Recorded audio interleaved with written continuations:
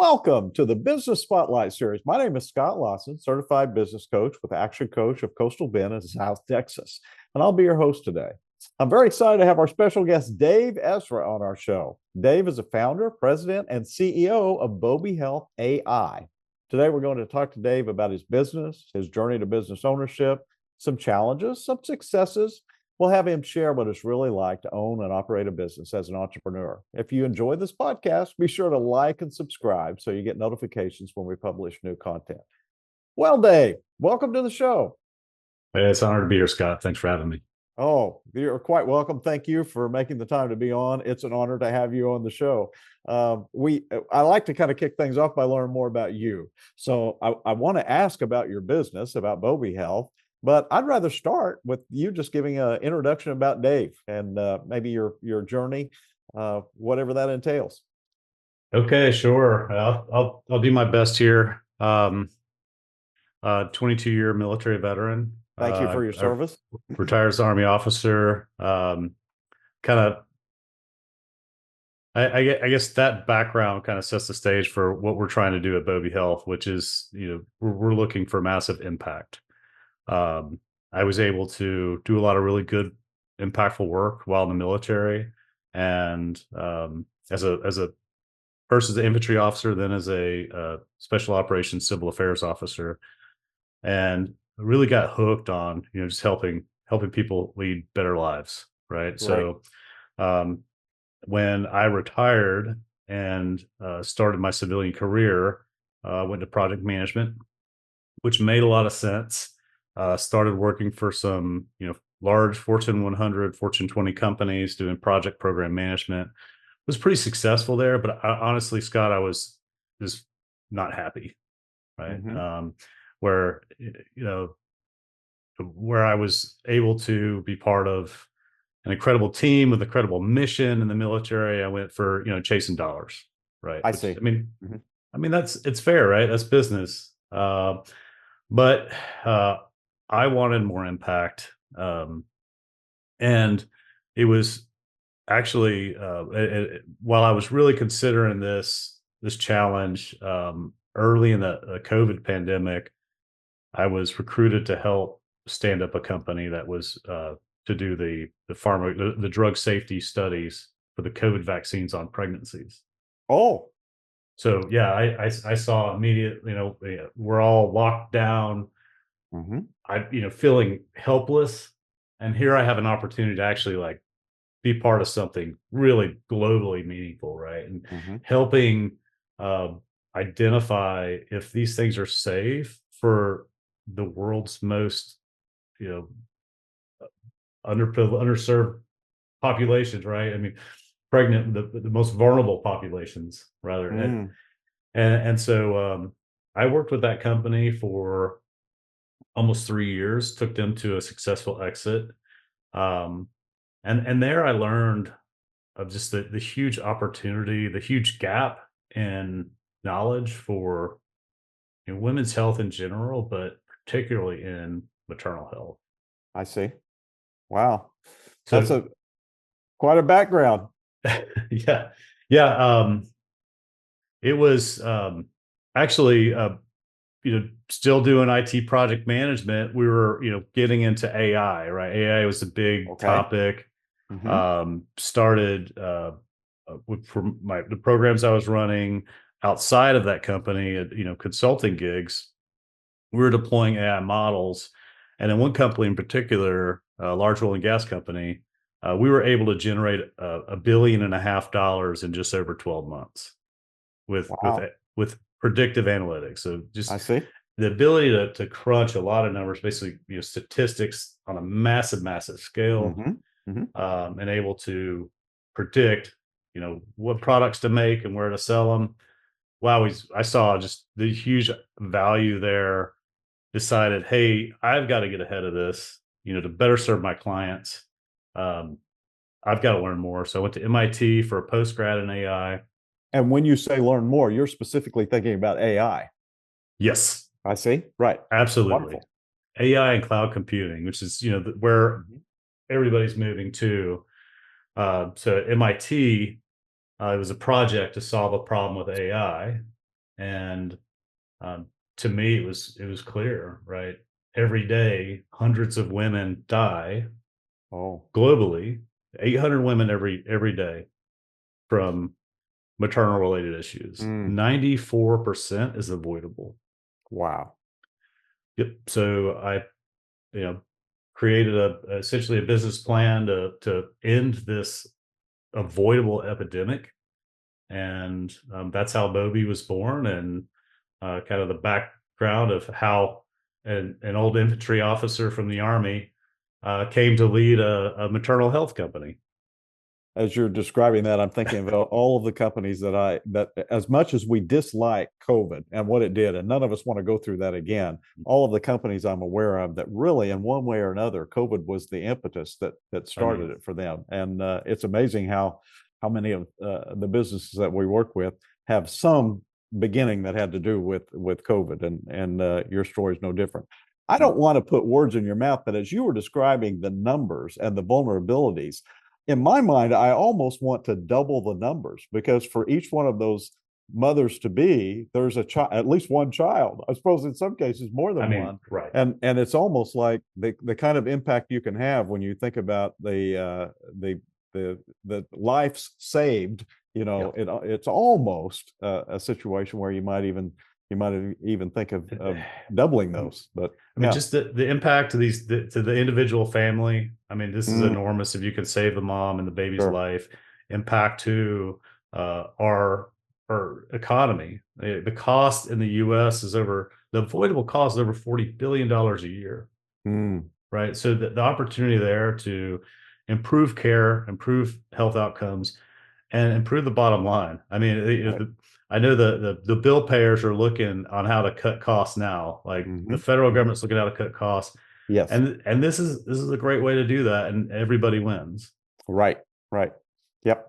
So much good can come from it. Well, I love hearing the background. Of course, I appreciate your military service to our country, and Thanks, learning Scott. all the different things that took place as you went through this learning experience. But you've already set the stage a little bit for my next question, because Mhm. you've talked so much about what your passion is for the vulnerable pregnant women and the health issues that are prevalent there, and then your interest in using AI to really analyze all of this data to come up with some good solutions. So I Mhm. think I'm ready to ask about BobiHealth. What is it? Yeah, the idea is an accessible platform. So it's a mobile app, Okay. and now even in third world countries, I mean, we're talking to Uganda, Pakistan, right? Smartphones are ubiquitous now, Okay. right? So we now have these small computers in the hands of almost everybody. Mm-hmm. So it's an accessible mobile app, and that's our data collection tool. And so to enable AI, you need data, and not just data, Okay. but good data, quality data sets, to be able to feed into the machine learning models, to make the predictions, right? To be able to make decisions. So the mobile app is it's out there now. It's live on Android and Apple, and yeah. So we collect the demographics about mom, family. That's really important. The medical history, and then if she has wearables, great.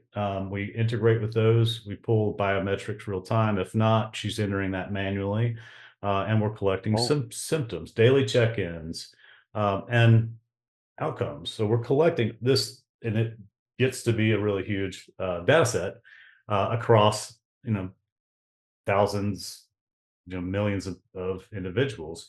And with that data, now we can enable the predictive analytics to predict adverse events like preeclampsia, infection, hemorrhage, mental health issues, and enable us to alert, uh, intervene early, get mom to care early. And that I see. early intervention is the key to improve health outcomes. Uh, Wow. mhm, So it sounds like worldwide, since cell phones are so prevalent, and smartphones that have the capabilities right. that you need for your app and your platform, it's a means for you to both collect data, get information from these Mhm. moms all over the world, and I'm sure AI can do a lot with all of that data and information, especially Right.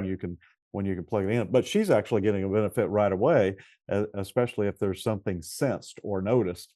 If she has wearables, it seems like you can do a little bit more. But Yes. even without that, she can enter information that feeds the I'm going to call it the algorithm, right? You know what, the AI, I guess. Mhm. Wonderful. Do I have that right? Yeah, you got it. It's with we're trying to reduce friction, right? Mm-hmm. So we want mom to be able to use the app to get information, education about different conditions, about what's going on. Um, you know, things like kick counters are really important. How many kicks is going on, or um, you know, we're if she has wearables, it's seamless, right? So we Okay. almost can get to real time monitoring and alerting with the wearables. Uh, Wow. but we built it for anybody. So even if she's in a remote area with limited access to the internet, with Oh. just a phone, it's still going to be valuable. It's going to give her immediate feedback to any symptoms she might have, and let Mm. her know, like, hey, green light, this is normal in pregnancy. Here's some tips. To yellow light, uh, these symptoms may mean a particular condition. We recommend you call. Here's a international helpline number. Two, we want you to see a doctor immediately. Red I light. see. Mhm. Yes. Wow. That sounds great. So what was your vision when you started Bobby Health? Our vision is to end avoidable maternal and infant mortality, and Great.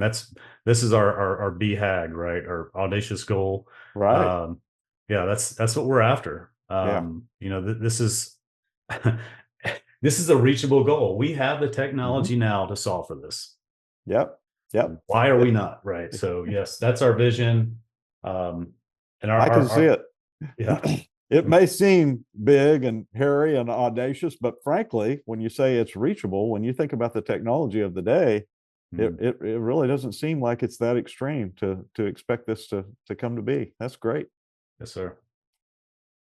So what were some mistakes along the way? What mistakes did you have, and what can other business owners maybe learn from them, or what did you learn from them? Maybe they might avoid reinventing the wheel or going through the same thing if you can help us understand what you went through. Well, I think I would characterize them as learning opportunities more Ah, than mistakes. okay. Uh, because even though I helped stand up the previous startup, I wasn't a founder, right? So Hmm. I had gaps in my knowledge set around you know legally, how do you stand up a company? Maybe it would have been better to stand up a LLC first, take advantage of those tax benefits. Personally, that would have been nicer. I see. We went straight for C corp. I had an initial business lawyer, who was giving me, I think, advice on the cheap, right? Oh, So instead of I got a referral, referred to but it was, he's inexpensive, right? okay. And so you get what you pay for. Now, Yes. fast forward some time, um, I would have gone with a much better legal team, Okay. paid what, and I think you end up paying, the same or less by going with somebody who's going to give you a better value, a better Hmm. service, um, than having to go back and rework things. Right. Right. So Yep. that was a big lesson learned for me. Um, you know, things like uh, gaps in marketing, understanding the go to market, developing our strategy. Hmm. Um, and I don't know if there were mistakes made there, but it was just Yeah. identifying as quickly as you can a mentor that's willing to spend the time with you and help you along the way, identifying advisors that are willing to, like, join the team, and Hmm. be a regular part of the team. Um, you know, being bootstrapped, we bootstrapped for 2 years. Okay. Almost totally self-funded, myself and a couple other team members, to get us to the point, get the product live. I mean, huge success to be able to do that. But it means that our biggest risk was losing key talent. And so we've lost a few really great people Oh. because, they're working for almost nothing or working for equity only. And then they get a job offer for six figures. What are they going to say? Hmm. Right? Like, this mission's great, but I got to feed my kids, Right. Right. So, Yep. I mean, I understand that. And of course, wish them the best and grateful for every bit of their time that I was able to get for this. Hmm. Um, maybe if we could have gotten funding faster, Hmm. um, that might have been nice. However, economy took a, you know, for startups tanked. Of It was about when we started, Mm. 2023. Investors stopped looking at so many startups. So what I started seeing, where I'm out there pitching my idea at the same time, companies that already had $2 or $3 million of investment money are at the same pitch competitions, Oh, right. Yeah. right? So they're dropping down to the, you know earlier stage level to get their bills paid. It became a struggle for us. But I mean, like, we're a stronger company for having gone through that and survived Exactly. it, did the work. We got an MVP out. We got product market fit. We got some money in the door, strategic partners established, some great milestones we were able to hit without giving up any equity. Right. So Yep. put us in a good spot for where we are Yeah. now. Yeah. That's great. What challenges do you face today in your business? Today, some of the big questions around FDA and what they're going to require based on what we're offering in the US. So that's we're navigating that right now, um, and how that affects our strategy in the US. Figuring all that out. I mean, it's tedious, and who's the expert uh, uh, to find what the gospel on FDA is for software. Our software is a medical device. Um, So, for FDA, you are going to have to go through testing for the US that might not be required in other well, we countries. don't know yet. We don't know Oh, yet. So I see. as you, if we say, like, doctors are going to use our software to assess risk and Mhm. diagnose, then Okay. probably we would I need see. FDA approval. If we're just educating the user, probably Mm. not. There's a gray area in between, Oh, and so we have to establish what are the options. So at the very high end, like, if doctors are using our data, um, you know, what does that take to get cleared? What mhm. testing I is see. needed? And then, the different levels that, and then that helps us define our strategy for Mhm.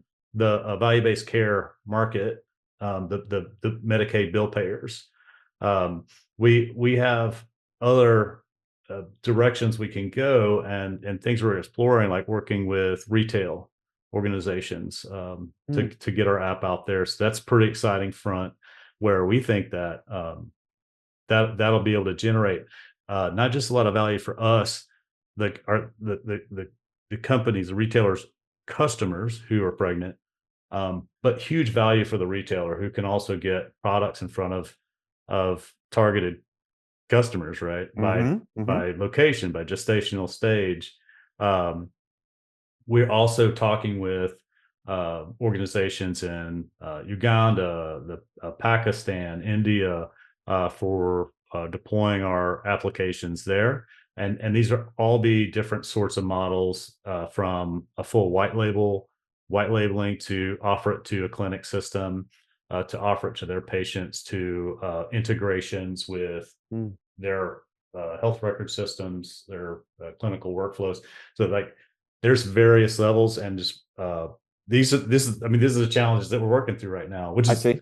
Right. fantastic, right? Like Yeah. we're Yeah. getting on the market and talking with the decision makers, to do so.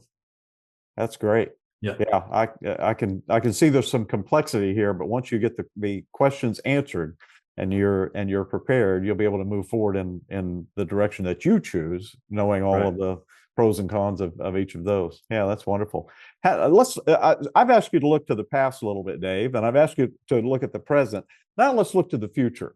If your hopes and dreams come true for Bobby Health, if your plan works out exactly the way you hope, describe it in 5 years. What will it look like in 5 years if it all works well? Best case scenario, IPO, Okay. unicorn status. Yep. Yep. That'd be great. We're a recognized brand, for maternal health care. That we can, I mean, there's all kind of things we can do with that, from products and helping establish safety branding around maternal health products.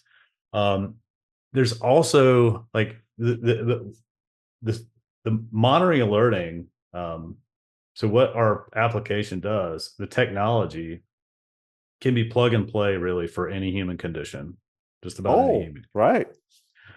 So like we can apply the software anytime you're wanting to monitor the health of somebody, um, and for monitoring alerting, right? So like we're talking with uh pharmaceutical companies Hmm. that develop drugs, right? So originally, Bowie was the idea was to use it as a pharmacovigilance tool, a Pharmacovigilance. drug safety Oh, study. You're just monitoring how healthy these people, if there's any adverse events, right? okay. So there's enormous opportunity to use this our technology, um, for anything. And I'll Oh, just pull that thread a little bit more. So what we've patented, so where we really differentiate ourselves, is we've patented a machine learning ops system that's hyper secure. So okay. anytime you're using personal data to Hmm. train machine learning models, it's very, very difficult to fully delete, right? Because you're computing this thousands, millions of times.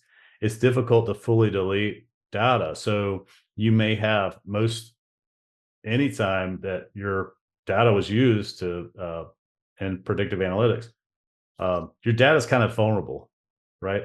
So not only do we employ industry standard security measures and policies, using cloud computing, we're in Azure, using their standard tool sets, but we patented a federated machine learning model which can push compute the machine learning models to the device, meaning the user's data, their personal data will never come to us. Oh, And we're still able to operate with that and achieve our goal. hmm. So this is really cutting edge, It sounds and like it. Yeah. it means that and we talk to our customers, right? So they often say, I want to use something like this, but I'm worried about somebody using that against me Yes. later if something happens, right? And it's Yes. valid concern. Certainly. So we've figured out a way to mitigate for that. I don't want to say like that we're pie in the sky. We want to do everything because we are Right. hyper focused now on Good point. solving for maternal health and infant health, Yeah. and that's our mission. But Yeah. it's like when you're looking at like Yeah. down the road, if everything just happens perfectly, the sky's really the limit, Right. and things are moving so fast. And with AI, like in 5 years, imagine the landscape. I mean, Mhm. the technology is just improving daily. And if it moves even faster the next 5 years than it did the last 5 years, And it then will. yeah, exactly. We teach business owners to find their niche, their niche, their particular Mhm. area, and really to get excellent in that area. So you don't want to be all things to all people, but at least Mhm. when you think about the future, and once you've hit some milestones, it does seem like there's ample opportunity for all kinds of Yeah. new things. But yeah, I'm with you. Let's not get off our let's not get out of our lane. Yeah, You I know, mean, right now, there's like let's the most likely, the pie in the sky. Most likely, Scott will get an M&A will get acquired. Mhm, Um, that's just the way things seem to happen. Startup, they do well, they show some. mhm. Um, yeah, we'll get picked up by somebody. We already had some talks with some big players I see. in the health data space, and also the device space that are pretty interested in, and maybe not us, but what we're doing. So Right. yeah. Mhm. Yeah, and I'm sure that even the patent itself could get some attention that way. Yeah, that's great. Hmm. Uh, I'd like to ask about success. When Dave thinks of success, who comes to mind? Who do you think of and why? Just immediately, I think about my team, right? Okay, So, like, my job is to make sure they have the tools they need to succeed. So, it what are is. they? And when we're a remote company, so like, lead by walking around. Uh-huh. Well, I'd hop into meetings, and my question is always, what can I do Mm, to help you achieve your goals today? Is there mhm. anything that I can enable you with? So that's what I'm always trying to ask. That's success to me. I mean, I can't do this without my team. Sure. Um, and they're doing all the heavy lifting, really, uh, doing the hard work. So Yeah. that's success for me. At Action Coach, we try to encourage business owners to recognize that your job really is to take care of the team.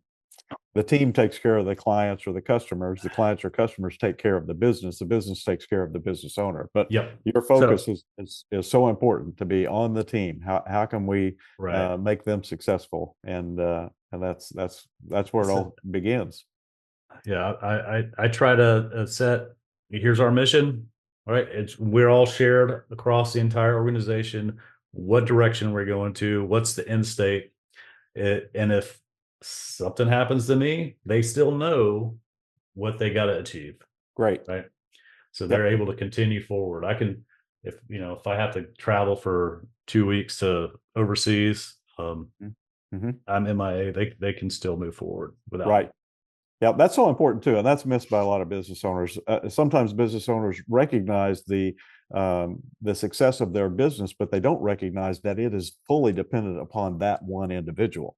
If that person's not there for whatever, if they're on a business trip for a couple of weeks, or if they fall ill or have a Yeah. family disaster, or want to take a long vacation, will that business be able to continue on without that person being there? And that is something that we always help people strive for, make sure that it can continue on in that situation. I mean, it's one thing that the Army certainly taught me, Oh, how to set a mission. I mean, it's set a mission, communicate it, troop leading procedures. yeah, They yeah. start us early in officer candidate school on that, and it stuck with me. And I Mm, teach the same thing to my team, my that's leadership great. team. Mhm. That's great. Yeah. What sets your organization apart in your industry? Well, I mentioned our data privacy, Mhm. and that's pretty huge. We also do focus on uh, underprivileged Mm, communities, high risk. That there are other maternal health apps out there, and I've seen a couple others since we started that say that they offer AI. AI. If every company now, every startups uses AI. Really, every that's company right. uses AI. Everybody. I mean, people on their personal time. We're actually an AI company, Mm, so we're data first. I mean, we that's what we are about, and um, that means that we understand, uh, you know, what what AI actually is, and how to operationalize that, how to make it create value for our customers. Hmm. Um, I think of the app as a tactical maternal health data collection tool, right? So we're able to collect this, what I consider will be the world's gold standard for maternal health data, and use that to help improve lives. Mm, So, that's great. That's great. If you could do it all over again, what would you do differently? uh, hmm, you know, I've seen other startups that are just in the idea stage and get $2 million in funding. Right. We bootstrapped. We got to this point with a few $100,000 in personal money. You know, uh, if I were knowing what I know now, one, I would have sought out a co-founder that was an established Mm, startup leader who've done it few times before, who wanted to be a part of this mission, and enlisted them. With that network that individual would have, we'd be have access to that millions of dollars that these mm, other people are getting with just an idea, right? We struggle to get funding with a product on the market, right. so those relationships I've learned are just enormously important, and I would have done that.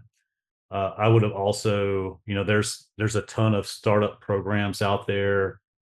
Uh, some are better than others, right? And some are good for certain domains. Hmm. So where I spent time with incubators or accelerators that weren't focused on health tech, Mm, I better use my time to go to these programs that have not only focus on health tech, but have networks in health tech, ah, and investors that understand hmm, health tech, and uh, software, health tech software, right? So, or AI even, um, where some of these programs, they're just not sophisticated in that space, hmm. right? So this created some delays in us getting funding. Again, Scott, like, that adversity made us stronger as Hmm. a company. Right. Yep. So, Yep. I appreciate that. Yeah, that's good information. I feel like we're kind of drawing toward the end of our interview here, Dave. Is there anything else we haven't covered that you'd love to share with the audience? oh man. Um, I guess, if anybody wants to learn more, you can find us. We have a website, bobihealth.com, Okay. BOBI health.com. Okay. Um, they can, on the webpage, they can reach out to us directly. Um, I'm at Dave at bobihealth.com if anybody wants to reach out Okay. directly to me. I'll put the website and your email in the show notes too for those that are Sure. watching this podcast or listening to the podcast. They'll have those in the notes, so they'll be able to reach out to you that way. Great. We're looking for strategic partners who are interested in joining our mission to make pregnancy safer, Okay. who might can help us with a network, or entrance into a particular region that needs this sort of service. Right. Great. Great. For the end of the podcast, I'd like to just kind of turn the tables a little bit. I've asked Dave a bunch of questions. Maybe Dave could ask Scott something. Anything about business coaching or about action coach that you'd be curious to ask? Oh man, as a former consultant, like, I have all the questions. Like, I'm curious, where do you start when Right. you're, because you don't drop in and just are you're the expert in you know what the company is doing. How Mhm. do you assess? Do you talk to the team? Do you, like, where do you start? And I, like you, I was in the consulting business for a while too, but I sense the difference being as a consultant, when I was called in for a particular problem that needed to be solved, my mission was to solve that problem Mm. basically hand over the solution or the answers to it, and then I was done. I moved on. But as a Mm. coach, when I coach a business owner or a business, my mission is more to the old adage about you can feed a man a fish, or you can teach him to fish. If I'm Right. just handing the solution like a consultant would, that business owner hasn't necessarily learned anything about the next time. But I've taught him or her how to fish. Now we've actually gone through the process together. So the beginning stages are me learning more about their industry or business, like you were saying. I can't be an expert in all of them, but I can learn more about their particular situation, and then I can be helping apply the principles that we know are work for any industry. But even then, we can fine tune the specific strategies for the specific goals that we set that would fit more with their industry or their stage, or whatever that might be. But that's kind of Mm. how it starts. It starts with this getting to know somebody, and knowing their industry. So then, what does success mean? Right. Mhm. So, like at the end of the day, you say, "I've done everything I can for this business leader." What does that leader look like? If you use the old Stephen Covey, begin with the end in mind, the end in mind for me is, let's establish what a finished business, when we get to that point with your business, what that looks like. And then let's incrementally work backwards and say, well, if that's what it's going to look like in whatever the period of time is, 20 years or 10 years, what do we need to do in 5? What do we need to do in 3? What do we need to do in 1? And then break that all the way down to, well, if that's the end that we're striving for, what are our 90-day plans? What's our weekly plan? What's our daily plan that moves us toward that? That business owner is no longer required to be there, to be the one doing all of the work. And that is freedom. To me, that's freedom to maybe be acquired, maybe Mhm. hand it off to the next generation, or maybe continue to work in something that business owner enjoys doing, where he or she can be doing the things that they enjoy. But when you have that freedom, when you're at that point, that's basically that's what I call success. When we have Mm. made our way through the steps and we have a business owner in a situation where they have the freedom to continue, to hand it off, to sell it, to expand, or whatever the next step might be. But it's very similar regardless which of those it is, and getting that business owner to the point where there are systems in place, the processes in place, the business can go on. And if it can go on for a month while they're on vacation, or 6 months while they're ill, it also makes it more appealing and attractive to whoever the next owner will be, whether they Mhm. sell it or whether they hand it off to the next generation, or one of their current team members. Or that's what I call success. Thank you for sharing your story. This has been very interesting. I'm certain our audience will find it informative and valuable as well. This has been the Business Spotlight Series with Scott Lawson from Action Coach of Coastal Bend and Dave Esra of BobiHealth AI. Please be sure to like and subscribe so you can continue to get great content. Thank you for watching or for listening today. Bye for now.